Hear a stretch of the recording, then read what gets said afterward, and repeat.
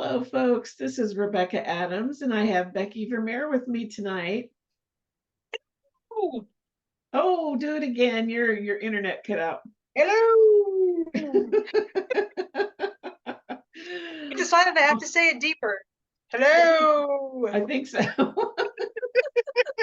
It's funny. But I can't talk deep like this all night. For those of us who are new to our podcast, Becky loves to do Mrs. Doubtfire imitation, and so it's just that you'll hear it on every single episode. She always makes me laugh. I know what she's gonna do, but it always makes me laugh.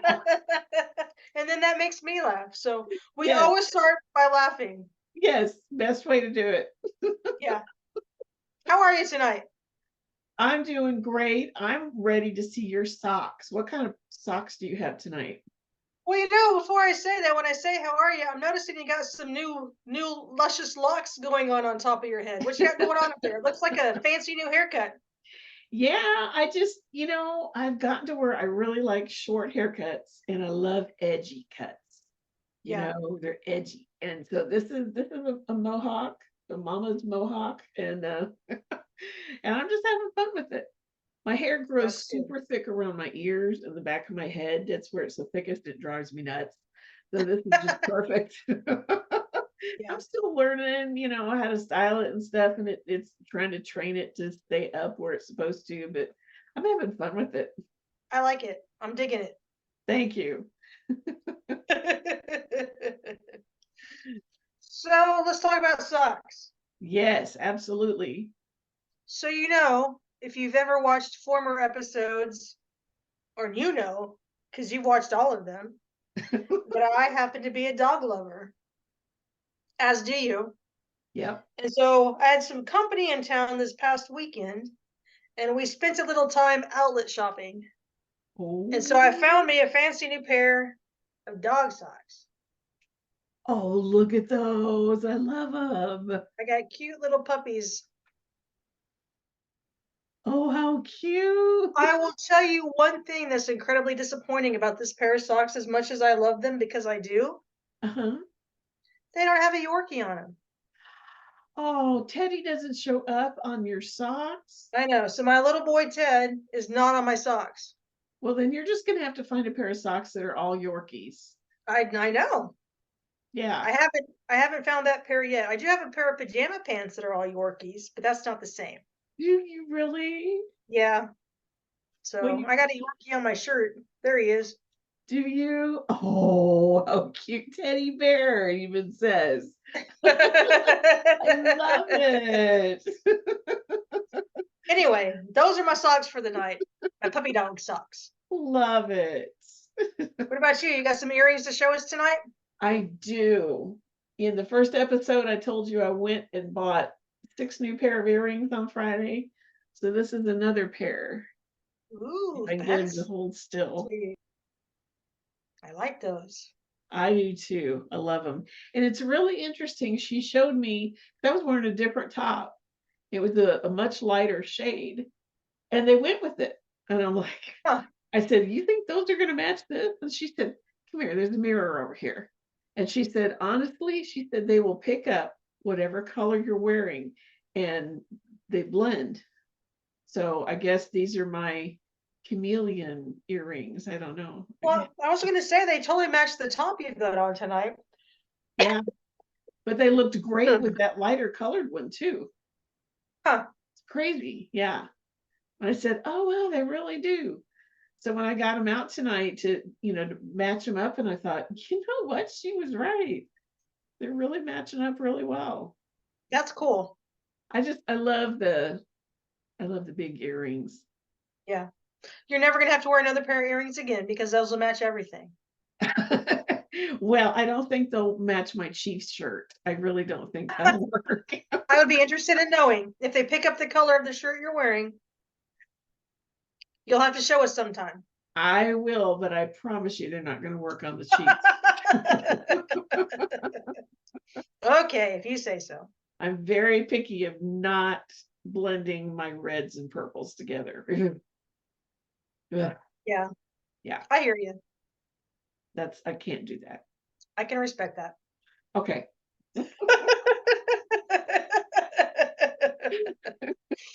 So So what are we you, up to tonight?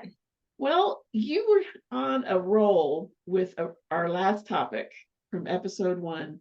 I just love it. And you're talking about relationships and how they can be, let me see if I remember this correctly, healthy, unhealthy, or abusive. And then there are some bullet points below that kind of help us give us an idea of what exactly we're looking at, and that an unhealthy relationship can simply be unhealthy and not be abusive. Mhm. I love that distinction. So tell us some more, because I am just all into this tonight.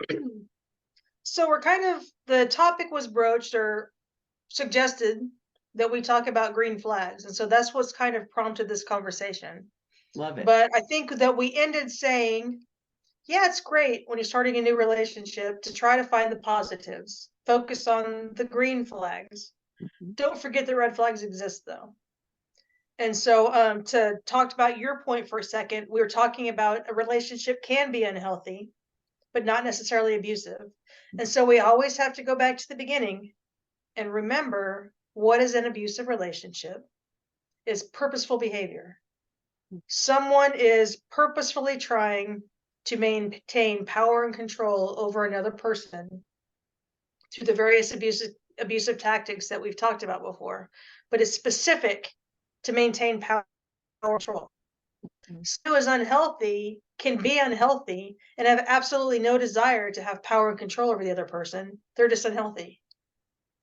And so we have to pay attention to that. And I think I told you way back when we very first had this conversation, several people start working at the crisis center. They start learning about domestic violence.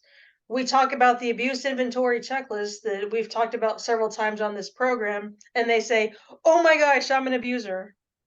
Or, oh my gosh, my husband is an abuser. And the answer is no. I mean, maybe they are, but what do you mean by that? Why do you think you're an abuser? Well, I've yelled at my husband before, right? Right. Yeah. I've thrown things before. Yes. I slam doors all the time. Okay. Are you doing that to maintain power and control over your partner? No, I'm just angry. All right. You're bringing an unhealthy behavior into your relationship. And that's the difference.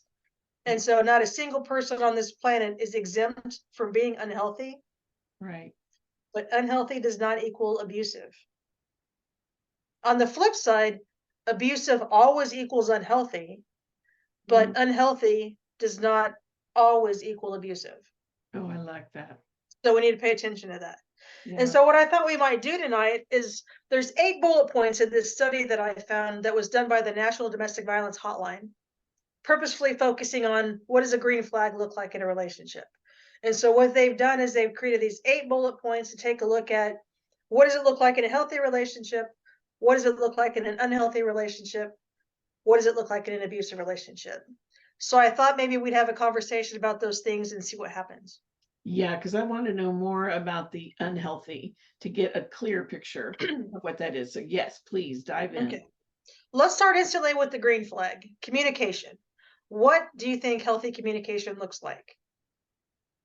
I think it's where they can each person can state exactly what they're thinking and even what they're feeling, and be accepted by the other person for simply who they are. Mm-hmm. Yes.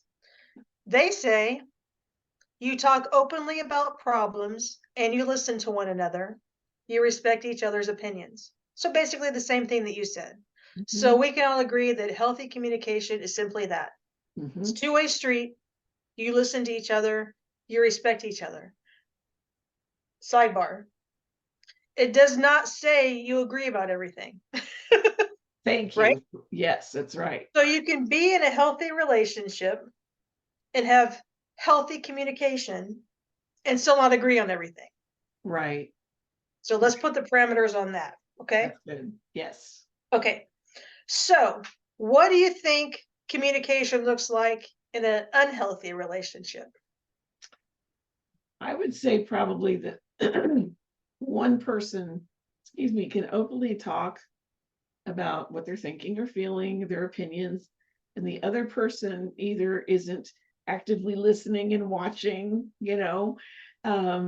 they really don't seem to care. Maybe they're, messing with something in their hands, or they're um, reacting like that, something Mhm, along those lines.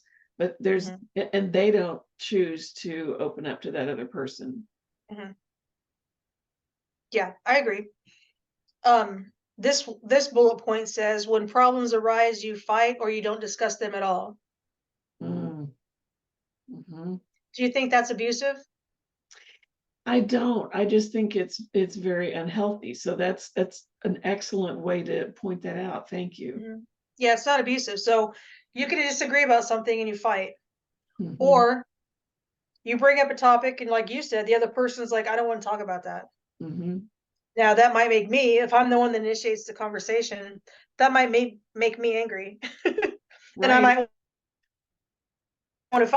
I want to talk about this thing. You don't want to talk about this thing, so now we have a conflict. Yeah. That doesn't mean we're abusing each other. It means we have a conflict, and Hmm. so, AKA unhealthy communication. We don't know how to communicate with each other. Right. The problem with unhealthy communication is it will continue until somebody comes along and learns how to communicate. Hmm. And so, unhealthy communication where problems arise and you don't talk about them or you fight about them, if there is never a resolve to that conflict, it will go on forever. Hmm. And you will fight about the same thing over and over and over again, maybe once a year, Hmm. maybe every 6 months, but it will always be a topic of confrontation because you've never resolved it. So let's Right. go back for a second to a healthy relationship where we're talking about communication. Hmm. Even in that healthy relationship, when there's conflict or a problem arises, two people pulling together equally try to find a resolve. Hmm. So it's not a I'm right and you're wrong. It's a what's a win-win? What's the resolve? Right? Yeah. That's healthy. In an unhealthy relationship, it's either a, I'm right and you have to admit I'm right, or I'm not going to talk about it, leave me alone, and the person walks away and it's always there. If there's no resolve, it never goes away. And so you'll hear people talking, we've been married for 50 years and we've had the same fight for 50 years. Oh, wow. Why is that? Because we can't reach a resolve. Well, why not? Because we don't know how to communicate with each other. I mean, that's the answer. They may not say that, but that's the answer. Right. And so it will always be a thing. And it's very sad to me, actually. Like Mm. those kind of things shouldn't always have to be an issue. No. Two people should strive to resolve them. Hmm. So again, we got two people who can't communicate with each other. It doesn't make any one person abusive. They just can't Right. communicate with each other. Right. So then let's take it to the next step. Now we're talking about an abusive relationship. What do you think communication looks like in an abusive relationship? It doesn't, because the abuser's always right. He or she wants to maintain power and control over the partner. And so no matter what the partner says, they're wrong and the abuser's right on any topic. Right. Mhm. So it's not a two-way communication. No. It's a one person talks and the other person listens. Mhm. The one person who talks can talk in whatever way they choose to talk, Mhm. angrily, demeaningly, threateningly, Mhm. um, coercively. Mhm. They can be manipulative. It's whatever, but it's one person talking and the other person listening. And what happens if a non-abuser in that relationship tries to say anything? What happens?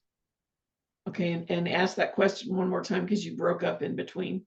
Okay, so what happens when the non-abuser tries to say anything in that conversation? They're shut down. Mhm. Absolutely shut down. They're not allowed to talk, finish a sentence, express a feeling, opinion, anything. Yeah, and what happens if they do? Well, then they will definitely be shut down one way or another because the abuser's not going to put up with it. Mhm. They don't even want to hear it. absolutely do not want to hear it. They want Yeah. nothing to do with it. Then there could Right. So, be physical abuse. There could mhm, be, I mean, the emotional abuse, verbal abuse, could be all sorts of things that would happen. yeah. So slide back to a healthy relationship. Hmm. We have a healthy relationship with two people who are committed to healthy communication, Hmm. and conflict arises. One person says, I can't talk about this right now. What happens next? How about if we take an hour break? Could you handle it coming back in an hour and talking about it? Yeah. So Hmm. the other person respectfully listens, Hmm. hears what they say, and say, I still need to talk about this. Hmm. Can we come back in an hour? Hmm. Can we sleep on it and have the conversation tomorrow? Whatever that might be. The other Right. person says, yes, I will revisit this topic with you in 45 minutes. Hmm. And so then what happens in 45 minutes? That person comes back and they have a conversation. Hmm. Again, the focus is to find a resolve. Yeah. Unhealthy. I don't want to talk about it, and I storm off, or I get in the car and I drive away. Hmm. It's not over, but it's over. Yeah. And eventually both people cool off and they just move on. Yep. Abusive, stop talking. If you're going to interrupt me, there's going to be physical abuse, or whatever else. You're demeaned, you're put down, you're belittled, you're not allowed to have an opinion, whatever that happens to be. And so that's the difference between the three. Pretty clear cut. It is very clear cut. Thank you. Yeah. And so we should always pay attention to what our communication styles are. And so let's say you meet someone for the first time and you all of a sudden they start asking you questions about yourself and you feel comfortable answering them. Then what are their responses back to you? Oh, well, that's interesting. How did that happen? Or when you lived there, what did you do there? Or why did your family move away from there? They're interested, they're listening, they're bantering back and forth. It's a two-way street. It's a conversation. Hmm. That's a green flag, Hmm. right? Right. Red flag, don't interrupt me when I'm talking. Go listen when I talk, blah, blah, blah, Hmm. right? And, Right. and then somewhere in the middle. Hmm. And so that's, if you're looking for on the communication spectrum, is this somebody that I feel like I can have a legitimate conversation with? The answer is yes. Green flag. There we go, right? And it makes me think of a funny story, true Oh, story. good. So there was a guy at work that came into where I was working, and I had just barely met him, and he comes in and starts talking all about himself. Well, blah blah blah, and I did this and I did that, and for 5 minutes he stood there and kept talking to me about himself. And well, okay, well, I better get back to work now. I better let you get back to work. See you later. Walked off. He never once asked me a thing about himself, and I'm thinking, that is interesting. Right? Yeah. So that was a bit unusual, but yeah. Yeah. So those closet narcissists we talked about last week. Yes. I mean, he was pretty much overt about it because he was bragging himself up one side and down the other. So yeah, there was no covert narcissism with him. It was all out in the open. And I just had to chuckle.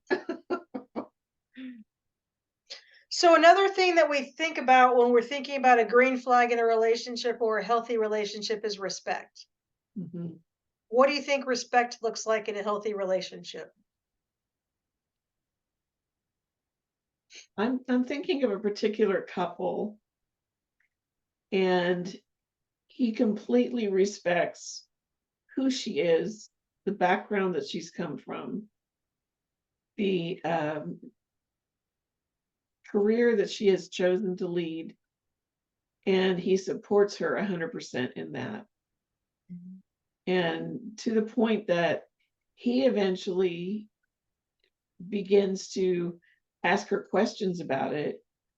And he eventually goes to school and also pursues the same exact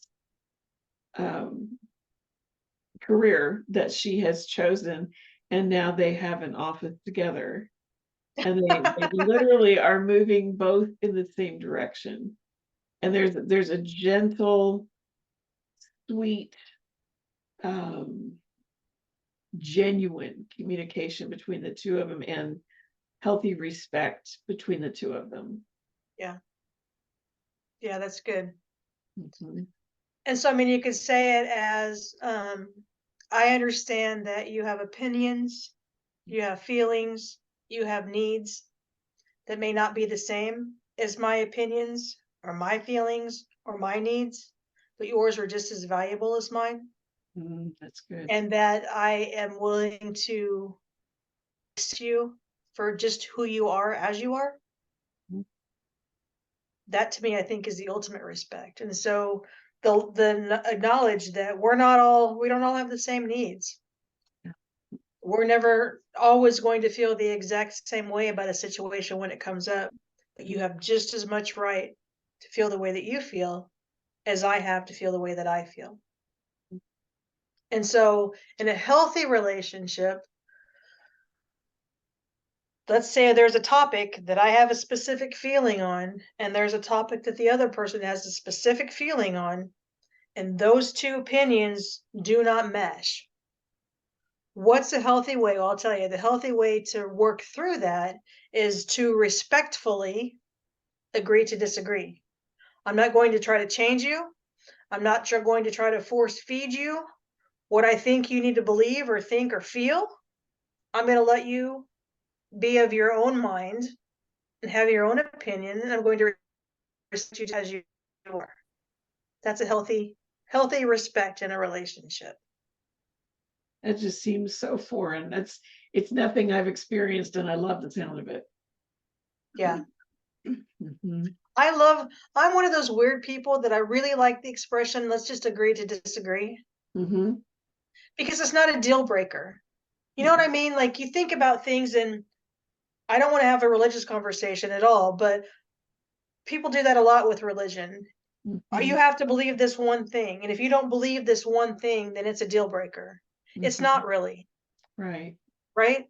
And Mhm. so that's all I'm going to say about religion. But so we need to look at that and be like, okay, you have this opinion. I disagree with that opinion, but Mhm. that's one part of you that I don't agree with. It's Mhm. healthy to agree to disagree. I don't have to change you, because even though that's your opinion, and I think you're crazy for it. In a healthy relationship, you can even say, I think you're crazy for feeling that way, but agree to agree. Because you can hear back from the other person, well, I think you're crazy to feel the way that you feel, but I will agree to disagree. It doesn't have to be an issue, then it becomes a non-issue. Well, same with politics too. Mhm. Exactly. Religion and politics are the two biggest ones. You're Mhm. entitled to your opinion, but we don't have to force feed it down each other's throat. We can feel differently and still completely respect each other. Mhm. And in a healthy relationship, you have the freedom to do that. Yeah. So, what does respect look like in an unhealthy relationship? Is there respect in an unhealthy relationship? I would say no, probably not, or definitely from one person towards the other, at least one person towards the other. There would be zero respect or difference of opinion on anything. Yeah, Mhm. right. And so it's in consideration, for lack of a better term, or you don't respect my opinion, so I'm going to give you the silent treatment for the next 5 days. Mhm. The silent treatment is not necessarily abuse, depending on, it can be an abusive behavior. It doesn't necessarily have to be an abusive behavior. Okay. It can be looked at as a, I'm punishing you. And so if the person exercising that, for example, is purposely trying to punish the other person, that's abuse. But somebody can just be so mad that your lack of consideration, because you're not willing to concede to my point, that I want to talk to you right now. And right now may carry out over 3 or 4 or 5 days a week, whatever. Okay. So Until it's I. unhealthy, but it Mhm. doesn't necessarily make it abusive. Okay. So again, healthy communication, healthy respect, we talk about these things. We respect each other's right to have feelings, opinions, needs. If we're conducting ourselves with our person in a completely inconsiderate manner, where I think of something. I have to get up at 5 o'clock in the morning to go to work. And so instead of being quiet and respecting the fact that you're sleeping, I flip on all the lights and turn on loud music and go in the shower. That's disrespectful. It's inconsiderate, but it's not abusive. It's just really disrespectful. Yeah. Yeah. And so that's what it would look like in an unhealthy relationship.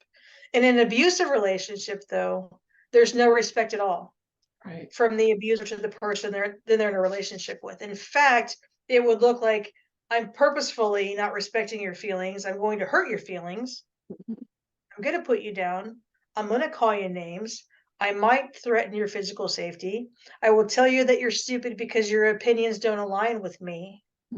It's purposefully trying to demean the other person with no respect whatsoever. I mean, abusers are no respecters of people. Abusers only respect themselves, and I use that term respectfully, even when they're talking about themselves, because it's not a healthy approach for for a person to have. Right. But I don't think that respect truly exists in an abusive relationship. And even if an abuser is looking at the person they're in a relationship with and saying, "You will respect me. Do you respect me?" They may get an affirmative answer. "Oh, yes, of course I respect you." But that's because of the consequence if they don't.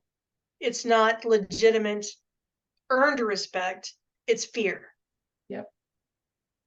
And so there's a big difference between legitimate respect and then just a fearful response because I'm afraid of the consequence if I tell you how I really feel. Good. Very good clarification. Thank you. Yeah. So then another thing that we talked about in our first episode, and you said this was a green flag for you in a relationship, was trust.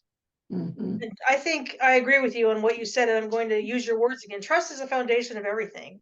If we have no trust, we have no relationship. And so tell us again what you think trust looks like in a healthy relationship. Let's go back to that scenario of they're having a disagreement and the one person says, "I don't want to talk about that right now," or "I don't want to talk about that." And the other person says, "How about, can you come back in 45 minutes? Would you be ready to talk about it?" "Yeah, I would." So trust is when that person does come back at 45 minutes. And they do want to sit there and they do want to get a resolution, a healthy resolution with the other person that they're in disagreement with. To me, Right. that's a huge example of trust. I can trust you that Absolutely. you're going to do that. I can trust you that you're going to come home at this time tonight because you had nowhere to go after work. I can trust you that that person that you're talking to on the other end of the phone is truly a friend and not a girlfriend, for example. Right. You don't have to prove your trustworthiness. You exemplify your trustworthiness. And so again, it's through your actions, it's through your words. I'll be home at 5 o'clock and you're home at 5 o'clock. Or, oops, it's 5:30. I don't have to prove to you that I'm trustworthy. I can say there was a car accident. Okay. Because normally you're home at 5 o'clock. You know what I mean? Like, Right. you don't have to constantly prove to the other person that you're a trustworthy person. You show it all day, every day through your commitment to the relationship, through your words, through your actions, through your deeds, that you're trustworthy. And so then when a conflict does arise or where there's a suspicion that may creep in, because even in a loving, trusting relationship, sometimes suspicion creeps in or a concern creeps in. Exactly what you just said, though. When the person says, "Look, I can assure you, this is who I was talking to." If you trust that person and they've proven themselves to be trustworthy, you can let it go. And so even if there can be a resolve over whether a conflict over whether I truly do trust this person or not. But if 9 times out of 10, there have been a person of their word, on the 10th time that I'm kind of questioning it, I should still be able to trust them. And I shouldn't, and I don't need them, require them to prove themselves trustworthy. Right. That's good. Right. So in an unhealthy relationship, what do you think trust or not trust, distrust looks like? Well, they don't come home when they say they're going to, and this is a common thing. Um, they don't come back at 45 minutes after that disagreement. They might just go in the bedroom and go to sleep Mm, and just forget about it completely and then not even mention it the next day, ever, or ever. right, Yeah. right. And so there's that. It's a refusal to believe the other person, Mm-hmm. right?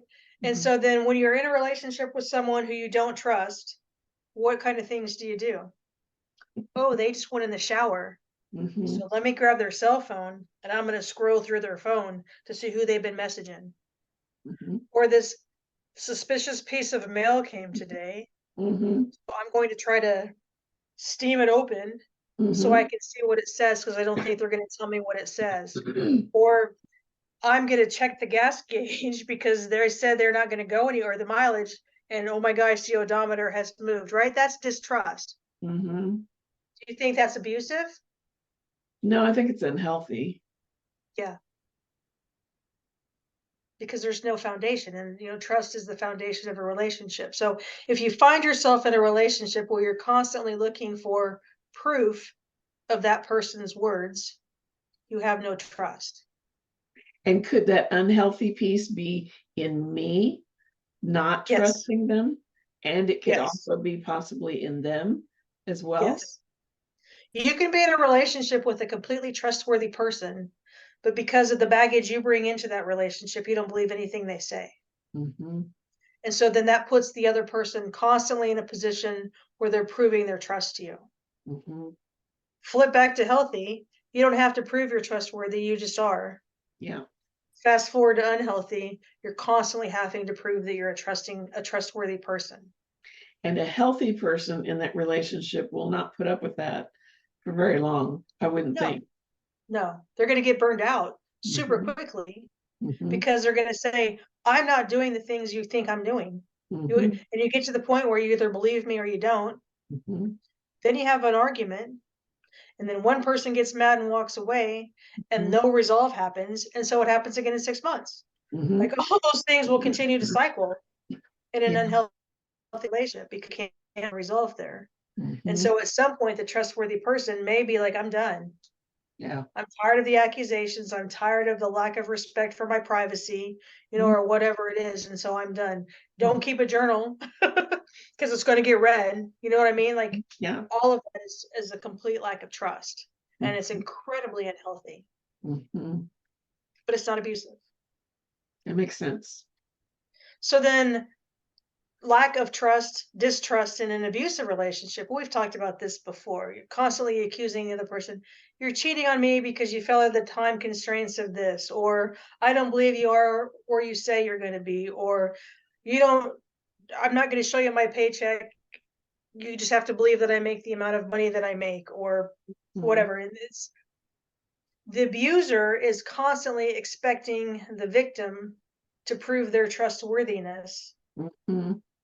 but the abuser themselves does the antithesis of all of that, and it's not Right. trustworthy.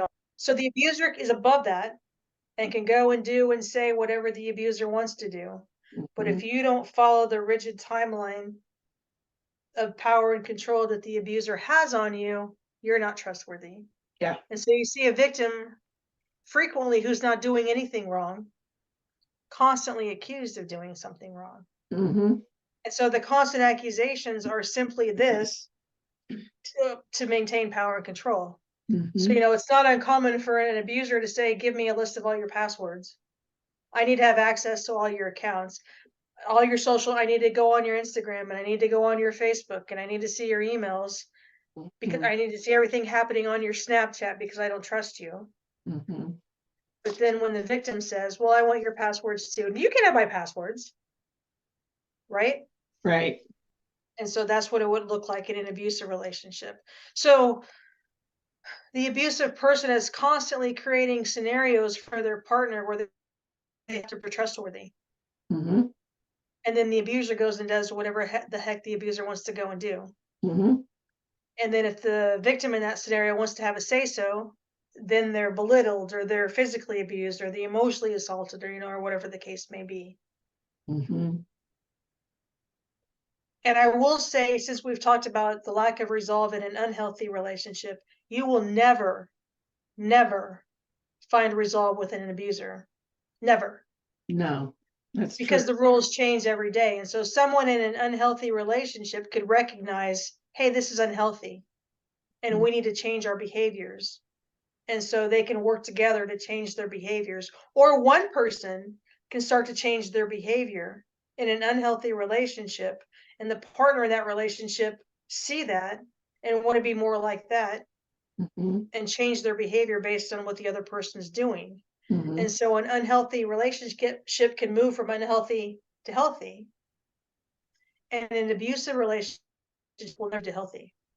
It's never going to happen unless, miracle of miracles, the abuser recognizes that they're abusive and they decide they want to stop being that way, and that rarely happens. Yeah, I was going to say that's not going to be very common. Yeah. Well, we've just finished an episode again. Uh-oh. I wanted to do one more and we haven't quite got to it, eh? Well, we can start that in the next episode. How's that? Okay. All right. Sound good?